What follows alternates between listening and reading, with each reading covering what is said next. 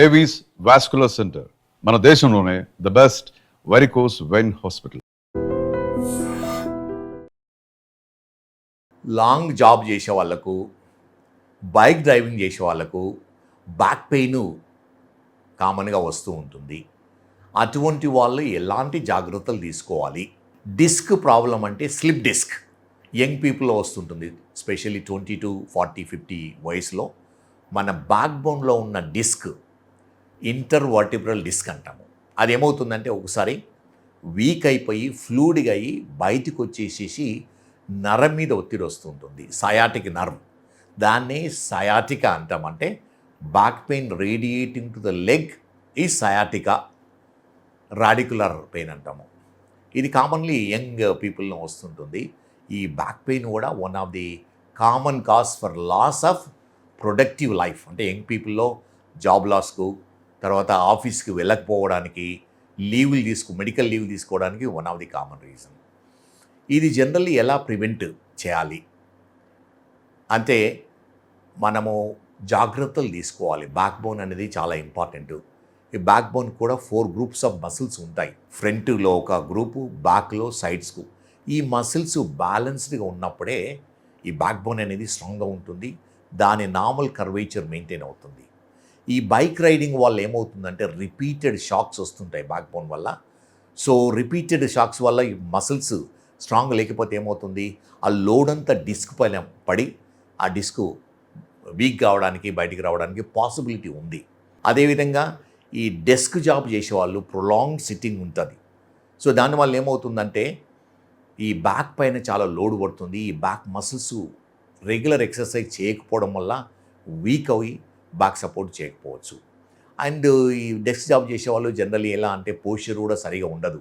Proper chair లేకుండా various పోస్చర్లో work చేస్తూ ఉంటారు కంప్యూటర్లో. ఒక్కొక్కసారి సోఫాలో కూర్చొని, బెడ్ మీద కూర్చొని ఇష్టమైన పొజిషన్లో వర్క్ చేస్తూ ఉంటారు. దానివల్ల ఏమవుతుందంటే బ్యాక్ పైన లోడ్ పడి బ్యాక్ పెయిన్ కానీ ప్రాబబ్లీ స్లిప్ డిస్క్ రావడానికి పాసిబిలిటీ ఉంది.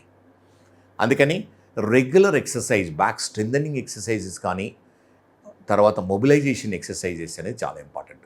ప్రొలాంగ్డ్ డెస్క్ జాబ్ చేసేవాళ్ళు ప్రతి 1-2 అవర్స్కు కొంచెంసేపు నిలబడి టిప్ టోయింగ్, హీల్ స్టాండింగ్ చేయాలి. అంటే స్ట్రైట్గా నిలబడి టోస్ పైన నిలబడి 10 కౌంట్ చేసి ఆ విధంగా 10 టైమ్స్ చేసామనుకో మనది ఎంటైర్ బ్యాక్ అనేది కరెక్ట్ అవుతుంది. బ్యాడ్ పొజిషన్ ఉన్నా కూడా ఆ విధంగా హీల్ స్టాండింగ్ కూడా చేయడం వల్ల.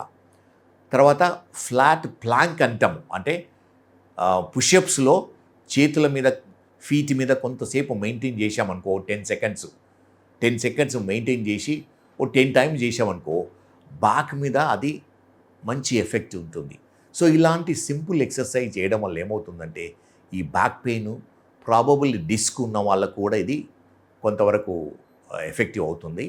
అయితే అక్యూట్ బ్యాక్ పెయిన్ వచ్చిన వాళ్ళు ఉన్నప్పుడు 1-2 డేస్ రెస్ట్ తీసుకొని దాని మెడికేషన్, సింపుల్ అనాలిసిక్స్, లోకల్ మెడికేషను, కొంచెం ఫిజియోథెరపీ చేయడం వల్ల ఏమవుతుందంటే ఇది అక్యూట్ సిమ్టమ్స్ తక్కువ అవుతాయి. కానీ ప్రొలాంగ్డ్ బెడ్ రెస్ట్ అనేది not good for the back pain.